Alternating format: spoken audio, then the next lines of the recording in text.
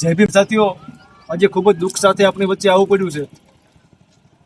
મિત્રો, તમે જાણો છો એમ હજુ તો જુનાગઢના ભરતભાઈ સોંદરવાની હયાવરા ઠંડી નથી પડી, ત્યાં તો રાજકોટમાં ફરી આપણે એક સમાજનો આગેવાન ગુમાવવો પડ્યો છે.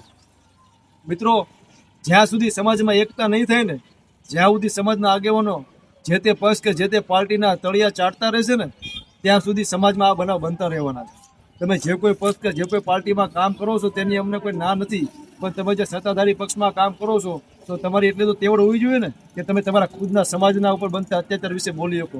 જ્યાં સુધી મિત્રો સમાજના આગેવાનોમાં એકતા નહીં થાય ને, ત્યાં સુધી આ બનાવ બનતા ચાલુ રહેશે.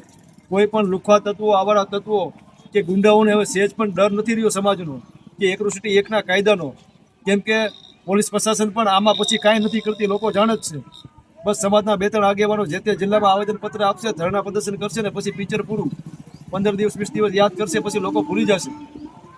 મિત્રો, આવા અણબનાવ અત્યાર સુધીમાં ઘણા બન્યા છે. બેન દીકરીઓની ઘણી ઇજ્જત લૂંટાણી છે, ઘણા સમાજના આગેવાનો મરી ગયા છે. પણ થાય છે શું, પરિણામ શું આવે છે? હમણાં ઉના કાંડનો જે ચુકાદો આવ્યો બધાને ખબર જ છે.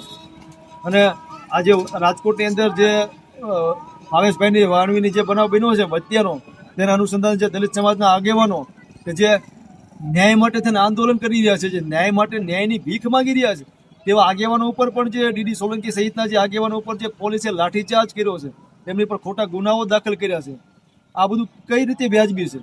તમે બીજી સમાજના જુઓ મિત્રો. હમણાં સોશિયલ મીડિયામાં આપણે જોઈએ છીએ કે જે તે સમાજની દીકરી કોઈ પણ બીજા સમાજમાં મેરેજ કરે છે તો પણ એનો આખો સમાજ ઊભો થઈ જાય છે.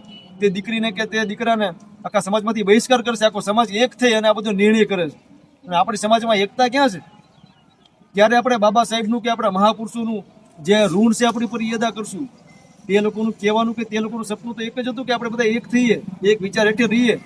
જો આપણે બધા એક થઈશું તો આ બધા અણબનાવ નહીં બને. લોકોને આપણો ડર લાગશે, પણ આપણે જે અલગ અલગ વિચારોમાં વેચાયેલા છીએ, અલગ અલગ સંગઠનો, અલગ અલગ પાર્ટી એમાં જે વિખરાયેલા છે ને, એનો આપણો જે ફાયદો લોકો ઉઠાવે છે.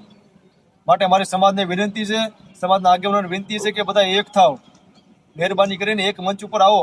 આપણે તો જે દુઃખ ભોગવી રહ્યા છીએ, આપણા બાપ દાદા જે દુઃખ ભોગ્યું તે આપણા છોકરાઓ દુઃખ ન ભોગવે, આપણા છોકરાઓ સ્વાભિમાનથી જીવી શકે. એટલા માટે થઈને એક થાવ. જય ભારત, જય ભીમ સાથે.